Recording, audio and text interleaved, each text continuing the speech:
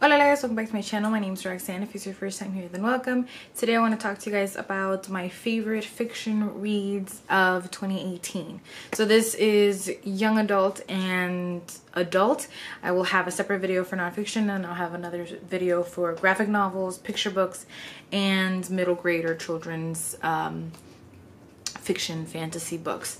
So these are in no particular order. The first is The Hate You Give by Angie. This book has all the hype in the world, and it has a movie, so I'm sure you know what it's about. But it's a beautiful YA book about what happens when an unarmed black youth is killed by the police, and about a young girl finding her voice and herself and her community, and what that all means and what it's worth. And I think it's a great commentary on the reality of black communities and black youth in this country. And I absolutely loved it, and I was bawling my eyes out in the cruise while I was reading it. The second YA book that I also adored this year is The Poet X by Elizabeth Acevedo. If you can get this book on audio, please do. It is narrated by the author herself. She is a slam poetry champ, and it just rolls off her tongue. She just gives it so much power and so much oomph. I think it's great, and it is all written in verse, and it's about this young Dominican girl in the city, in New York City, and a family life, and what it's like growing up, and again finding her voice. And it really tackles a lot of the issues that are present in Latin American families, everything from immigration to religion to the way in which young women are viewed and young men, and it touches on LGBT issues and anti-blackness and homophobia in the Latin American family. And I think it was written beautifully. I think it was beautiful, and I think all the hype and awards and accolades that it has received are completely worth it. Then we have Next Year in Havana by Chanel Clayton. This book takes dual perspective, dual time period, which you guys know that I love, and it's about both the grandmother in the story and her granddaughter, and how the grandmother has to deal with the revolution in Cuba and how her family leaves. And then fast forward to like 2017 and her granddaughter coming back to Cuba and discovering her history and her family and a different definition of community, and trying to reconcile the way that families who stayed in Cuba feel versus how families who had to leave, and kind of those two worlds coming together, and her trying to find her own history. And it is beautiful. It has a great love story also, not just the love story of our main character with her community and her country, and kind of rediscovering her grandmother, but also of someone that she meets when she goes back to Cuba. And I think I was gripped, and I love it so much, and I recommended it literally to everybody that walks into my bookstore. For a slightly darker twist, we have If We Were Villains by M.L. Rio. This is one of those campus novels, and I absolutely loved it. It is about a group of thespians who are studying Shakespeare, and it's a really zoomed in look at this group and how their studies have almost transformed them, and what happens to them when one of them dies. And it's this really zoomed in look at them and their personalities and what happens in the what leads up to and then the aftermath of this death. And it is gripping, and it made me want to read Shakespeare, which I never thought I'd want to do. It is dark and twisty, and I loved it so much, and I couldn't stop thinking about it after I finished. And I'm trying to get everybody to read it also, because literally those last sentences left me like mouth agape. I couldn't handle myself, and I loved it. It's probably my favorite campus novel that I've read to date. My first Octavia Butler this year, I read Kindred, and this is a really tough, difficult story because it is set in the 70s and back in the antebellum South. This woman who is living in the 70s suddenly, for no known reason, is pulled back in time to the plantation in which her ancestors, the plantation that her ancestors lived in, were slaves in, but also owned. So it's this very complex situation, a lot of complex feelings and emotions that she's dealing with, and I think it's a heavy read, but it is one that really kind of grips your heart and your emotions and doesn't let go even once you've finished and put it down.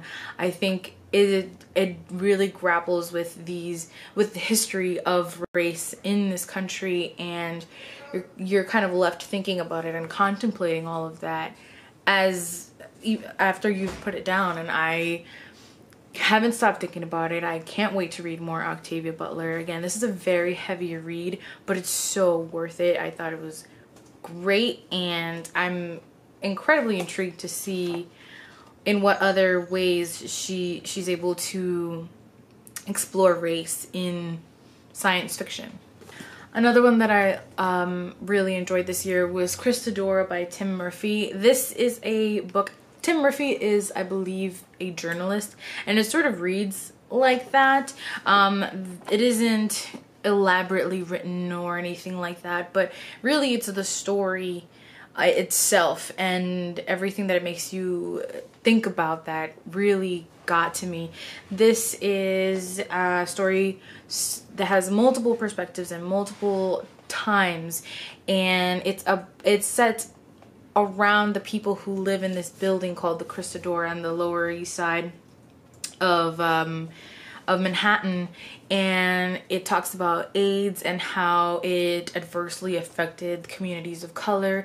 It's a discussion of love and sexuality and how in its history throughout the United States, and the love of a mother and family and the family you adopt versus the family that you may have been born into, and how those things can collide and how you can choose your own family.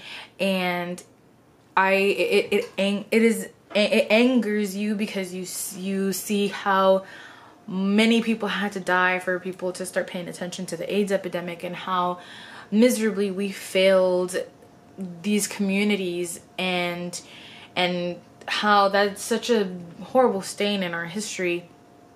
And it's all done through the ways in which these like 6 characters, how their lives connect, and how all of the sort of connecting lines between all of them, and how one person doing one thing affects like 5 other different people. And I thought it was a complex story that really touched me, and I really loved it. Almost to the end. Next is The Shadow of the Wind by Carlos Ruiz Zafon. This is a story about a young boy who is taken by his father to the, what is it called? It's the Cemetery of Forgotten Books. And essentially the point of his father taking him there, taking Daniel there, is for him to choose a book and for him to be its sort of protector forever.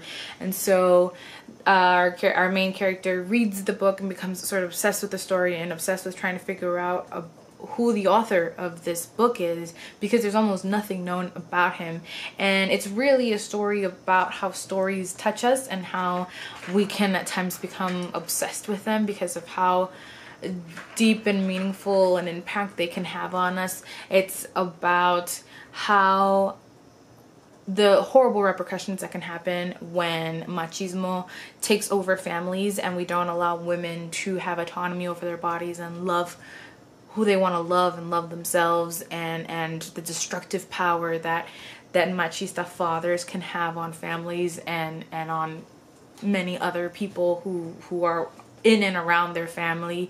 It is a gripping mystery. It is beautifully written. It is very atmospheric. It's dark. It has like gothic feels to it. I was completely immersed in this. I needed to know who this author was and what he had to do with our main character and what this Cemetery of Forgotten Books was, and all of these interwoven stories of other characters in this story. I was thinking about this book for forever after I put it down. I listened to it mostly on audiobook, and I recommend that you do that. I thought the narrator was great. I think here I found a character that I hate as much as Umbridge, and other characters that I love as much as some of my favorite characters of all time.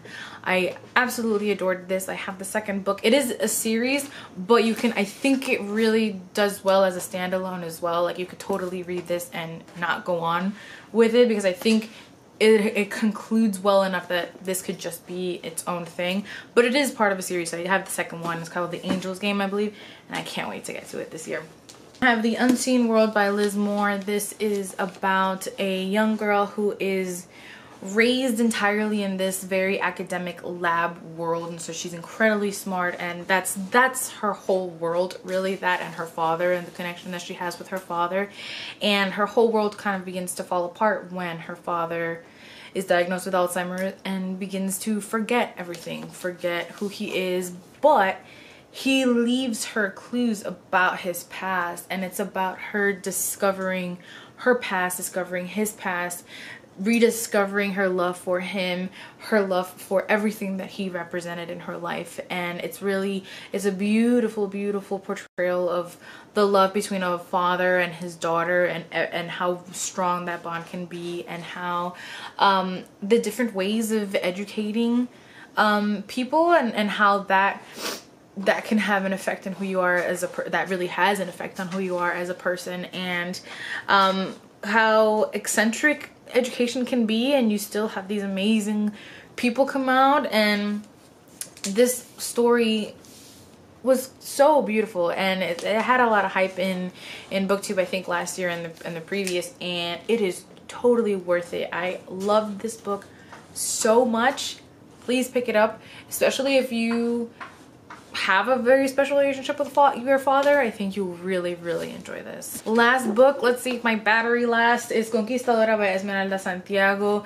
She wrote When I Was Puerto Rican, which is one of my favorite books of all time. She's a Puerto Rican author, and this is a story about a young Spanish girl who has ancestry, and who in her ancestry has men who were conquistadors of Puerto Rico. And so she's heard all these stories about Puerto Rico, and she would love to visit and to go and to actually move there. And it's about how cunningly she finds a way to go to Puerto Rico and move there. And I didn't think that I was gonna love this book as much as I ended up loving it, because I couldn't understand why, of all the stories that Esmeralda Santiago could tell about Puerto Rico and Puerto Ricans, she would choose to tell a story about a girl from Spain, about our oppressors. I couldn't understand that. But the more that I read it, the more layers I saw in it, and how metaphorically it portrays the relationship between Puerto Rico and Spain, and how, and the title of it really struck me. Like, she's never referred to as a conquistadora in the book, but Esmeralda Santiago doesn't let you forget that is what she is. And in the end, Puerto Rico gets like a final victory over her, and sort of symbolically over Spain and our oppressors. And this book just has so many layers. I absolutely adored it. I haven't stopped thinking about it since I put it down, and it's really a book that the more I think about it, the more I love it.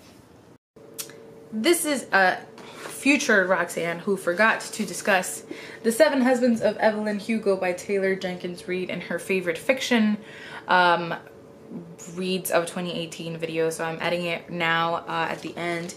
This is a story about Evelyn Hugo, who is this world-renowned starlet actress who has never really told her full story to anybody.